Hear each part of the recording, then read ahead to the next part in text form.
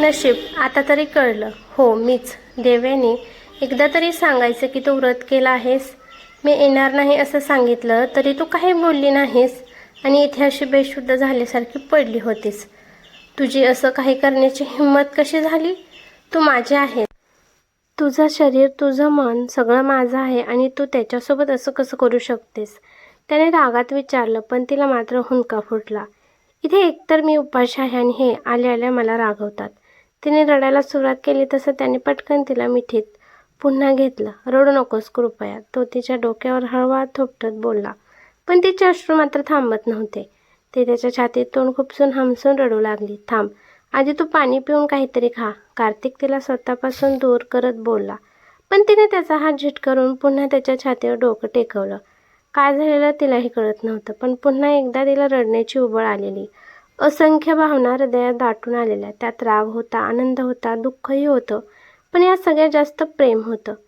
त्याला भेटायची ओढ होती. देव्यानी, मला माफ कर बरं. पी आता उठ. एका हाताने तिचा चेहरा आपल्या छातीपासून बाजूला करत बोलला. मला नाही प्यायचं. ती पुन्हा ओठ खाली करून त्याला बिलगली. त्याला थोडं हसूच आलं, कारण ती एखाद्या लहान मुलीसारखी वागत होती. व्रत नाही सोडायचं? त्याने विचारलं. खूप खडूस आहात का? इतका त्रास देता? तिने त्याच्या छातीवर कपाळ घासत विचारलं आणि त्याने डोळे मिटून एक दीर्घ श्वास घेतला. मला माहिती नव्हतं. तू पण व्रत केलं होतंस. मला माफ कर. तो हळवार तिच्या पाठीवरून हात फिरवत बोलला. मग आता का आलात? त्या किरणचं व्रत सोडवून झालं का? तिने थोड्या रागात विचारलं. मी नाही गेलो तिकडे, तो बोलला. ती थोडी चकित झाली. का? तिने विचारलं. माहीत नाही, पण मन अस्वस्थ झालेलं. खूप बेचैन वाटत होतं. कधी एकदा तुला पाहतोय असं झालेलं. म्हणून तिकडे न जाता इकडे आलो. डॅडींना संदेश टाकून ठेवला आहे. त्यांचं ते बघून घेतील, कार्तिक बोलला. पण मग किरणचं व्रत? देवेने पुढे काही बोलणार तेवढ्यात त्याने तिच्या ओठांवर बोट ठेवलं. एक विजेची लहर तिच्याही शरीरात धावली. इतर लोकांबद्दल बोलू नकोस. आजचा दिवस फक्त आपला आहे, तो हळवार बोलला. ती मंत्रमुग्धपणे त्यालाच बघत होती. असो देवेनी, मी असाच किती वेळ हा तांब्या हातात घेऊन बसू? कृपया पाणी पी ना, तो प्रेमाने बोलला.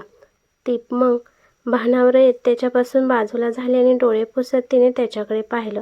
त्याने लगेच तिला पाणी पाजण्यासाठी हात पुढे केला, पण तिने हाताने मध्येच तो तांब्या अडवला. आता काय? त्याने भुवयावर करून विचारलं. आधी तुम्ही तो काळा धागा माझ्या गळ्यात बांधा, ती ताटातल्या धाग्याकडे इशारा करत बोलली. का? त्याने गोंधळून विचारलं. आजचं व्रत हे आपल्या पतीसाठी, त्याच्या दीर्घ आयुष्यासाठी धरलं जातं. मग ते सोडताना एक स्त्री पूर्ण सुवासिनी बनून पूजा करते. आणि सध्या माझा गळा रिकामा आहे. तो काळा धागा बांधला तर मंगळसूत्राची कमी नाही वाटणार, देवयानी बोलली. ती काय बोलते ते त्याला पूर्ण कळत नव्हतं, पण तिला तो काळा धागा मंगळसूत्र वाटतोय हे त्याला समजलं. त्याने तांब्याखाली ठेवला आणि तो धागा हातात घेतला. देवयानीला आनंद झाला. तिने तिचे केस एकत्र करून हातात पकडले. तो मग पुढे झुकून तिच्या गळ्यात तो काळा धागा बांधू लागला. ती आता डोळे मिटून त्याच्या स्पर्शाचा अनुभव घेत होती. पाठीचा कणा शहारून गेला होता. आज तो काळा धागा नाही तर मंगळसूत्रच गळ्यात बांधतोय, हीच भावना तिच्या मनात होती. त्यामुळे तिच्या मनाला एक अतीव समाधान मिळत होतं. डन. त्याचा आवाज येताच तिने डोळे उघडले. अन केस पुन्हा आहे असे सोडले. आता पाणी पी, तो पुन्हा तांब्या घेत बोलला. थांबा, ती बोलली आणि भिंतीला पकडून उठली. ती उभी राहताच तोही तिच्या पाठोपाठ उठला. तिने खिडकीतून बाहेर पाहिलं तर बाहेर आता मंद मंद पाऊस पडत होता. पाऊस? तिने आश्चर्याने कार्तिक पाटीलकडे पाहिलं. कार्तिक पाटील भुवया उडवत हसले. ती सुद्धा मग गालात हसली. तिने मग समोरच्या चंद्राला हात जोडले आणि कार्तिक पाटलांकडे पाहिलं. अगं, माझ्याकडून याची अपेक्षा करू नकोस. मी नमस्कार करणार नाही, तो थोडा वैतागून बोलला. ती पुन्हा गालात हसली. तिने चंद्राला नमस्कार केला, मग त्याच्याकडे पाहिलं आणि लगेच खाली झुकली. देवयानी, हे काय? तो काही बोलायच्या अगोदर तिने त्याच्या पायांना स्पर्श केला होता. त्याने एका हातानेच तिचा खांदा पकडून तिला उठवलं. तिने त्याच्या चेहऱ्याकडे पाहिलं आणि हसून त्याच्याकडे बघू लागली. तू वेडी झाली आहेस का? खरंच तुझं काही खरं नाही. माझ्या पाया का पडतेस? हिंदी चित्रपट आणि मालिका जास्त पाहिल्या आहेत का? तो बडबड करत बोलला आणि त्याने तिला एका हाताने पकडलं आणि दुसऱ्या हाताने पाण्याचा तांब्या थेट तिच्या तोंडाला लावला. ती मात्र हसत हसत त्याच्याकडेच बघत होती. शेवटी त्याने वैतागून तांब्या रिकामा करून ठेवला. थांब, मी स्वयंपाकघरातून तुझ्यासाठी काहीतरी खायला आणतो, तो बोलला. नाही, नको, ती त्याचा हात पकडून बोलली. का? मला बघून तुझं पोट भरलं का? त्याने विचारलं आणि ती गालात लाजली. खरंच त्याला पाहून सध्या तिला पोट भरल्यासारखं वाटत होतं. हे सुद्धा त्याने अचूक ओळखलं होतं. त्याला पाहून काही क्षणापूर्वी जाणवणारी तहान, भूक सगळंच ती विसरली होती. आता तर तिला गरगरही जाणवत नव्हती. अहो मिसेस कार्तिक पाटील, मला नंतर बघ. मी तुझाच आहे आणि आजची पूर्ण रात्र तुझ्याच जवळ आहे. सध्या तुला जेवणाची गरज आहे आणि हो, मी तुला विचारलं नाही, तुला जेवण तर करावंच लागेल, तो मिस्किलपणे गालात हसत बोलला. ती जास्तच लाजली. क्षणात गालावर गुलाबी छटा पसरली. मिसेस कार्तिक पाटील, मी तुझाच आहे, पूर्ण रात्र तुझ्याजवळ आहे. त्याच्या शब्दांनी तिच्या मनात असंख्य फुलपाखरं उडू लागली. तिने लगेच त्याचा हात सोडला.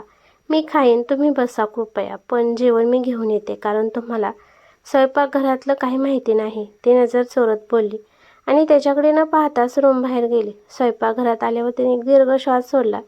तिने पटकन ताट घेऊन त्यात एक एक पदार्थ घ्यायला सुरुवात केली, पण मनात मात्र आज खूप गोंधळ सुरू होता. आज तो रात्रभर इथेच राहणार होता. आधीही ते दोघे एकाच रूममध्ये राहिले होते, पण आता परिस्थिती वेगळी होती. आता त्यांचं लग्न झालेलं होतं, तो तिचा नवरा होता आणि लग्नानंतर पहिल्यांदाच असं रात्री भेटायला आलेला, म्हणून तिला अस्वस्थ वाटत होतं. त्याच्या विचारानेच तिचे हात हलके थरथरत होते. खीर घेताना तिचा धक्का वाटेला लागला आणि ताट तिरकं झालं. ते खाली पडणं इतक्यात कोणीतरी ते पकडलं. तिने घाबरून मागे वळून पाहिलं तर कार्तिक पाटील यांनी ते ताट पकडलं होतं. सावध तो हळू आवाजात ताट व्यवस्थित करत बोलला. हो हो, ती अडखळत बोलली. इतकी घाबरतेस का? त्याने विचारलं. मग ताट हातात घेत तो म्हणाला, चल आधी खाऊन घे लवकर, आणि तिला घेऊन पुन्हा रूममध्ये आला. इथे बस आणि आता थांब, शांत राहा, तो तिला बेडवर बसवत बोलला. त्याने छोटं टेबल तिच्यासमोर ओढलं आणि त्यावर ताट ठेवलं. आज मी तुला भरवणार आहे, तो तिच्यासमोर बसत बोलला. ती गालात हसली. का हसतेस? त्याने विचारलं. मला हाताने खायला आवडतं, ती हसत बोलली. मग तुला काय वाटतं, मी तुला हाताने भरवू शकत नाही? त्याने विचारलं. तो हसला. त्याने चपातीचा घास करून तिच्यासमोर धरला. आता तोंड उघड, तो हसत बोलला. तिने तोंड उघडलं. त्याने तिला घास भरवला. ती आनंदाने खात त्याच्याकडेच बघत होती. काटा चमच्याशिवाय न खाणारा तो आज तिला हाताने भरवत होता. आजपर्यंत कामाशिवाय कोणालाही महत्त्व न देणारा तो आज फक्त तिच्यासाठी मुंबईहून बँगलोरला आला होता. यापेक्षा मोठं सुख आणखीन काय असू शकतं? देवयानी, पुढच्या वेळी असं व्रत वगैरे करू नकोस. मला तुला अशा अवस्थेत पाहवत नाही. आधीच तू किती अशक्त आहेस, आणखीन उपवास करून का त्रास करून घेतेस? तो काळजीने बोलला. ती मात्र त्याचं बोलणं, त्याची काळजी आणि त्याच्या हाताने मिळणारा प्रत्येक घास मनापासून अनुभवत होती. झालं, आता मी फ्रेश होऊन येतो, तो उठत बोलला. तिने त्याला वॉशरूम दाखवला आणि स्वतः खिडकीत येऊन उभी राहिली. बाहेर आता पावसाची रिपरिप वाढली होती. थंडगार वारा तिच्या अंगावर सुखद शहारे आणत होता. ती दोन्ही हातांची घडी घालून समोर आनंदाने बघत होती. त्याचवेळी तिच्या कमरेवर, पोटावर त्याचा गरम हातांचा विळखा पडला. तशी ती नखशिखांत हादरली. देवयानी, आता कशी आहेस? त्याने तिला मागून मिठीत घेत तिच्या कानात विचारलं. त्याच्या गरम श्वासाने तिची कानशील तापली. ठीक आहे, ती मान वाकडी करून अंग चोरत बोलली. हा पाऊस नेहमी बरोबर असतो जेव्हा जेव्हा आपण भेटतो. कार्तिक पाटील बाहेरच्या पावसाकडे बघत बोलले. असं काही नाही, आपण पहिल्यांदा जेव्हा भेटलो तेव्हा कुठे पाऊस होता? ती तिच्या पोटावरच्या त्याच्या हातावर हात ठेवत बोलली. तेव्हा पण पाऊस होता. कार्तिक आकाशाकडे बघत बोलले. नाही, तेव्हा नव्हता. आपण लिफ्टमध्ये भेटलो होतो, मला आठवतं. तुम्ही विसरलात बहुतेक, ती हसत बोलली. नाही, ती आपली पहिली भेट नव्हती, कार्तिक बोलले आणि ती थोडी चकित झाली. मग पहिली भेट कधी झाली होती? देवेने गोंधळून विचारलं. तुला झर्जी ग्रुपमधला पहिला दिवस आठवतो का? त्यांनी मिठी घट्ट करत विचारलं. त्यांच्या उबदार मिठीत त्यांचा घट्ट स्पर्श तिला सुखावून गेला. मी वेगळ्याच ठिकाणी पोहोचले होते तेव्हा एका गाडीत लिफ्ट मागितली होती. कदाचित ती तुमची होती. माफ करा, मी विसरले होते, पण त्यावेळी पाऊस नव्हता कदाचित, ती आठवत बोलली. हो, ती गाडी माझीच होती, पण ती आपली पहिली भेट नव्हती, ते बोलले आणि आता मात्र ती जास्त चकित झाली. तिने त्यांचे हात बाजूला केले आणि त्यांच्याकडे तोंड केलं. मला नाही वाटत आपण अगोदर कधी भेटलो असेल. मी तर तुम्हाला सगळ्यात पहिल्यांदा लिफ्टमध्ये पाहिलं होतं, देव्याने आठवत बोलली. कदाचित तू मला पहिल्यांदा लिफ्टमध्ये पाहिलंस, पण मी तुला त्याच्या आधी खूप आधी पाहिलं होतं. समुद्रकिनाऱ्यावर पावसात भिजताना ते तिला स्वतःकडे ओढत आणि तिच्या डोळ्यात बघत बोलले. समुद्रकिनारा? तिचे डोळे विस्फारले. हो, जुहू समुद्रकिनारा. ते तिची गालावरची केसांची बट कानामागे सारत बोलले. ते अजूनही गोंधळून त्याच्याकडे बघत होती आणि ते मात्र भूतकाळात हरवले होते. त्या दिवशी नेमकं जुहू समुद्रकिनाऱ्याच्या रस्त्यावर त्यांची गाडी बंद पडली होती. हे काय आहे? ड्रायव्हर काका, पटकन एखादी टॅक्सी बोलवा, ते गाडीत बसून बोलले. कार्तिक, कृपया, एवढ्या छान ठिकाणी गाडी बंद पडली आहे, जाऊया ना समुद्रकिनाऱ्यावर, तेवढीच मज्जा. श्वेता त्यांच्या खांद्यावर डोकं ठेवून लाडीवाळपणे बोलली. गप्प बस श्वेता, जर तुला जायचं असेल तर तू जा, ते वैतागून बोलले. कार्तिक, तुम्ही माझ्या वाढदिवसालाही आला नव्हता. खूप वाईट वाटलं होतं. कृपया आता थोडा समुद्रकिनाऱ्यावर जाऊन येऊया. तसंही आता काहीच काम नाही. श्वेता त्यांचा दंड पकडून हट्ट करू लागली. बाहेर जा, त्यांनी तिच्या हातातून दंड सोडून घेत बोलले. श्वेताला जबरदस्त राग आला. मनातच तिने शिव्या घातल्या, पण त्यांच्यासमोर बोलायची हिंमत झाली नाही. तेवढ्यात सर, आज इथे टॅक्सी, ओला, उबर सगळ्यांचा संप आहे, ड्रायव्हर घाबरत बोलला. कार्तिकनं जबरदस्त राग आला. त्यांनी लगेच फोन काढला आणि कोणाचा तरी नंबर लावला. लवकर ये, मला तू आता जुहूला हवा आहेस. समोरून काहीतरी उत्तर आलं. काय? ठीक आहे, पण लवकर ये, ते बोलले आणि फोन ठेवून दिला. श्वेताने त्यांच्याकडे प्रश्नार्थक नजरेने पाहिलं. दुसरी गाडी येते, पण घरातून इथे यायला तास जाईल. कार्तिक सुस्कारा सोडत बोलले. मग आपण समुद्रकिनाऱ्यावर जाऊया कृपया, श्वेता उत्साहाने बोलली. कार्तिकने थोडा विचार केला आणि मग बाहेर पडले. संध्याकाळचे 5 वाजले होते. वातावरण ढगाळ होतं. ते दोघं समुद्रकिनाऱ्यावर गेले. फारशी गर्दी नव्हती. थंडगार वारा सुटला होता. आकाश पूर्ण काळ्या ढगांनी भरून आलं होतं. कसलं भारी वातावरण आहे, श्वेता दोन्ही हातांचे घडे घालत बोलली. छान दृश्य आहे, कार्तिक समुद्राकडे एक कटाक्ष टाकत बोलले. खूप दिवसानंतर ते समुद्र बघत होते. तेवढ्यात छोटे छोटे थेंब अंगावर पडू लागले. अरे रे रे, या पावसाला पण आताच यायचं होतं का? श्वेता रागात बडबडली. कार्तिकने पण थोडं वैतागून पावसाकडे पाहिलं आणि ते तिथल्या एकमेव दुकानाच्या आडोशाला जाऊन उभे राहिले.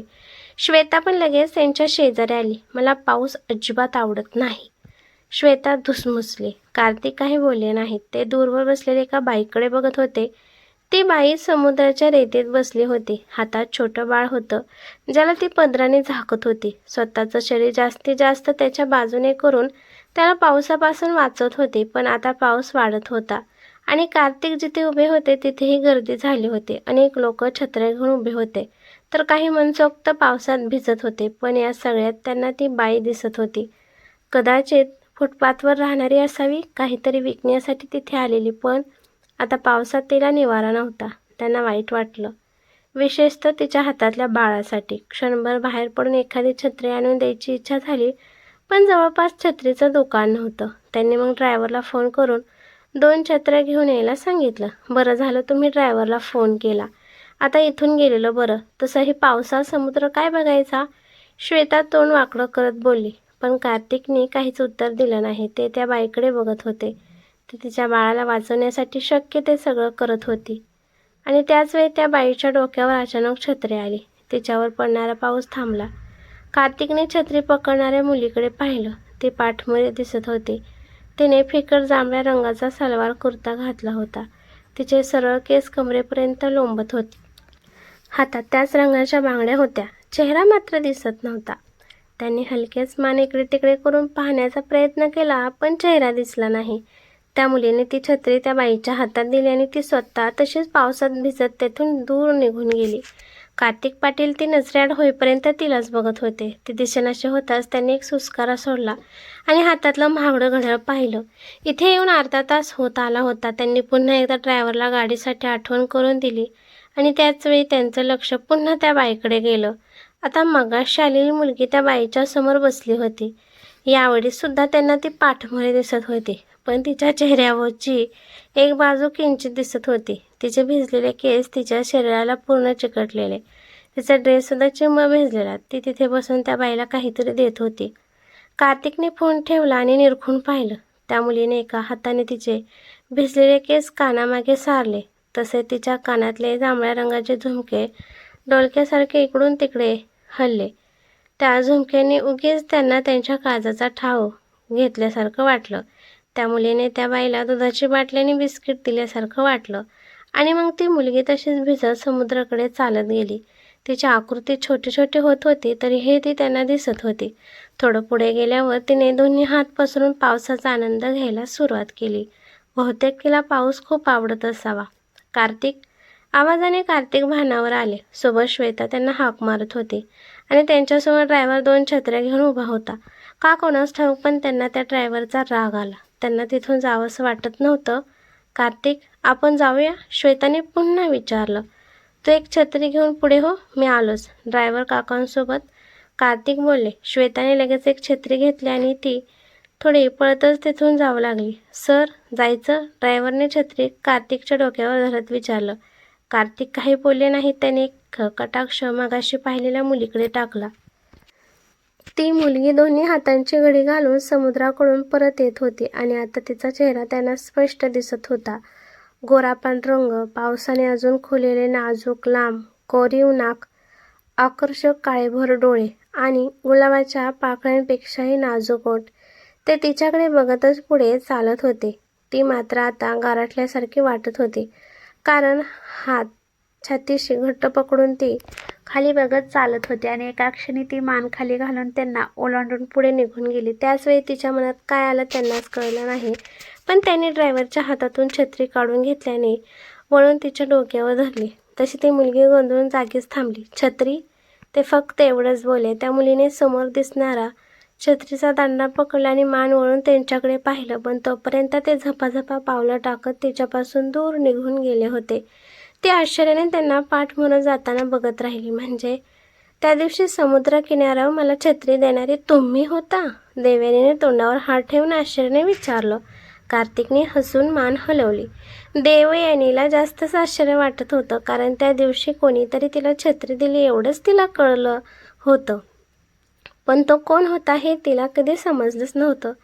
तुझ्या झेडजी ग्रुपमधल्या पहिल्या दिवशी मी तुला अशीच लिफ्ट दिली असं तुला वाटतं का? मी तुला आधीच पाहिलं होतं. तुझी निवड झाल्यावर माझ्याकडे तुझा बायोडेटा आला होता. त्यावरचा फोटो पाहून मी तुला लगेच ओळखलं होतं. जुहू बीचवर पावसात भिजणारी ती मुलगी. ते हसत बोलले. तुम्ही मला तेव्हापासून आवडत होतात? तिने लाजून विचारलं. मला माहिती नाही. खरं तर मला माझ्याच भावना समजत नव्हत्या आणि अजूनही सगळं आठवत नाही. जेव्हा विनोद कुमार तुझ्याबरोबर काहीतरी चुकीचं करू शकतो हे कळलं, तेव्हा मला तुझ्याबद्दलच्या माझ्या खोल भावना समजल्या. नाहीतर त्याआधी तुझ्याबद्दल बरंच काही वाटायचं, पण नेमकं काय वाटतंय हेच समजत नव्हतं. आणि जेव्हा समजलं तेव्हासुद्धा मला ते मान्य नव्हतं. प्रेम आणि त्याच्या भावनांच्या बाबतीत मी खूप मंद आहे. ते सुस्कारा सोडत बोलले. असं काही नाही. ती त्याच्या छातीवर हात ठेवत बोलली. त्याने तिच्याकडे पाहिले. तिच्या भांगात असणारं लाल कुंकुम त्याला जास्तच आकर्षित करत होतं. फक्त त्या एका गोष्टीमुळे आज तिचा चेहरा जास्तच खुलून दिसत होता. त्याला राहवलं नाही. तो हलकेच पुढे झुकला ना त्याने तिच्या भांग्यावर ओठ टेकवले. तिने लाजून डोळे मिटले. देवयानी, हे कुंकू तुझ्यावर खूप सुंदर दिसतं. कार्तिक पाटील हळूवार बोलले. ती गालात हसली आणि तिने डोळे उघडून त्यांच्याकडे पाहिलं. ते अनिमिष नेत्रांनी तिलाच बघत होते. त्यांची ती नजर तिला पुन्हा अस्वस्थ करून गेली. तिने लगेच तिची नजर खाली घेतली. देव, बाहेर पाऊस पडतोय. तुला पाऊस आवडतो ना? त्यांनी विचारलं. तिने हुंकार दिला. मग थोडं रोमॅन्टिक हो ना? ते मिसळपणे तिच्या खालच्या ओठांच्या कडांवरून अंगठा फिरवत बोलल्यानं ती स्तब्ध झाली. त्यांच्या छातीवरच्या तिच्या हातांनी त्यांचा शर्ट पकडला. त्यांनी तिचा कमरेत पकडून आणखीन जवळ ओढलं आणि मागे भिंतीला टेकवलं. देव, कॅन यू हॅव अ किस? त्यांनी हळूवार तिच्या कानात विचारलं. तिने एक अंगठा गिळत खालचा ओठ दुमडून लगेच सोडला. कोरडा पडलेला ओठ थोडासा ओलसर झाला. Are you okay? त्यांनी काळजीने विचारलं. तिने खाली बघून मान हलवली. First kiss? त्यांनी हसून विचारलं. ती एकदम लाजली. गालात हसत तिने त्यांच्या छातीवर हाताने दाबून थोडं मागे ढकलल्यानं तेथून बेडकडे पळाली. कार्तिक पाटील अंगठ्याने ओठ पुसत गालात हसल्याने तिच्या शेजारी बेडवर जाऊन बसले. ती मान खाली घालून बसली होती. अजूनही तिची छाती थोडी जलद वर खाली होत होती. त्यांची चाहूल लागताच ती पुन्हा एकदा शहारली. अजून ती पहिल्याच केसमधून सावली नव्हती. त्यामुळे आता पुढे काय होईल या विचारानेच तिच्या पोटात गोळा आला. तिने हात वर करून केस कानामागे घेण्याचा प्रयत्न केला, पण आता शरीरात थरथर जाणवू लागले होते. त्यामुळे तिला ते व्यवस्थित करता येत नव्हतं. देवू, घाबरू नकोस, आपण आज याच्या पुढे नाही जाणार. त्याने हसून तिचा हात पकडला आणि तिचे केस कानामागे सारले. ती जास्तच लाजली. गाल टॅमॅटोसारखे लाल झाले होते. तिने डोळे मिटून नकारार्थी मान हलवली. यांना आपल्या मनातलं सगळं कसं कळतं? तिला रागच आला. ती पटकन बेडवर त्यांच्या विरुद्ध दिशेला तोंड करून झोपली.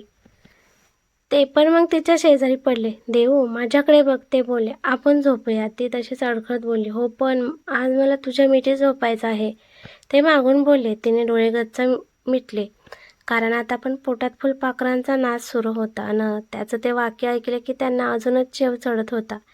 देवू, त्यांनी आता थोड्या रागात हाक मारली, तशी ती त्यांच्याकडे वळून झोपली. गुड गर्ल, कार्तिक पाटील मिसलपणे बोलले अन त्यांनी अलगद तिला कमरेत पकडून स्वतःकडे खेचलं.